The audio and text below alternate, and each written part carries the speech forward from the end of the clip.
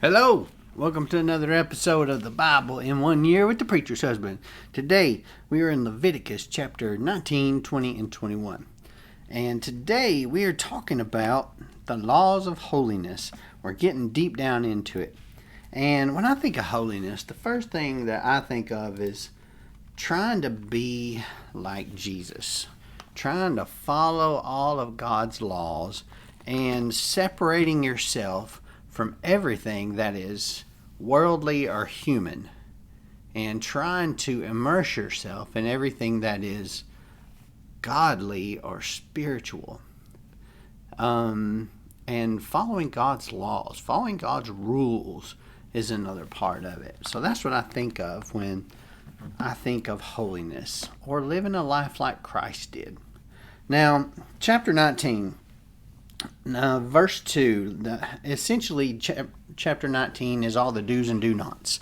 It's the laws of holiness. And this is speaking to the Israelites. God telling Moses to go and speak to the Israelites. And in verse 2, he says, "Speak to the entire Israelite community and tell them, be holy, because I, the Lord your God, am holy." So in verse 2, this is the only time that God actually tells Moses to speak directly to the entire Israelite community.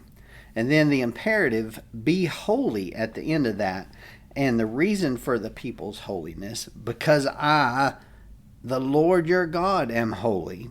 These are the main messages of this chapter, as well as the theme for the entire book of Leviticus, actually. Now, verse 3, it says, each of you is to respect his mother and father. And I found this pretty interesting, that they placed mother before father in this statement.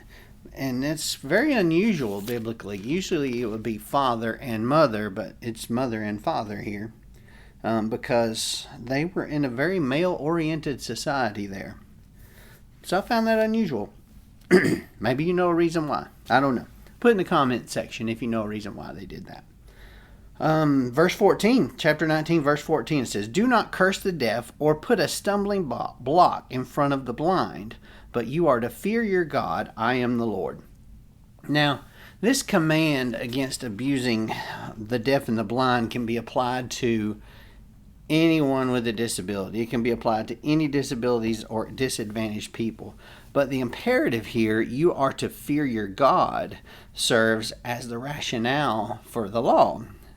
Because, unlike the deaf and the blind, God can actually see and hear everything you do all the time. So that is the reason for the law there. Verse 27 stood out to me as well. It says, "You are not to practice divination or witchcraft.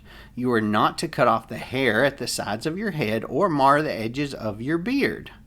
You are not to make gashes on your bodies for the dead or put tattoo marks on yourselves. I am the Lord." Now I'm thinking, well, why would it hurt to have a tattoo? Why would it hurt to do that? What would be the problem with that? Well, it says here that in Israel, hair was the sign of a person's strength and beauty. The beard was a symbol of manhood to the Israelites, and to mar the edge of the beard may have been a pagan practice, and Israelites were forbidden from emulating the pagans. In later Israelite culture, shaving the beard itself was considered disgraceful. And then when it comes to tattoos, painting one's body was also a custom that was denoted belonging to a pagan cult. So that's why they said don't put tattoos on your body, because it was a symbol of belonging to a pagan cult. And also, the reason why those pagan cults did it was to ward off the dead. Well, if you were not participating in the practice of divination or witchcraft, why would you need to have a tattoo to ward off? Because if you're not calling the dead to you, that's what divination and witchcraft would do. You are basically summoning spirits from the dead to speak with them and converse with them on the other side. If you weren't doing that and you weren't calling dead spirits to you, you would have no reason to have tattoos on your body to ward off those spirits. So that's why they said no tattoos on your body, because you weren't supposed to be doing divination and talking to the spirits of the dead. I found that very fascinating. Now we get into chapter 20, and it's talking about Molech worship and spiritism, family and sexual offenses, and holiness in the land.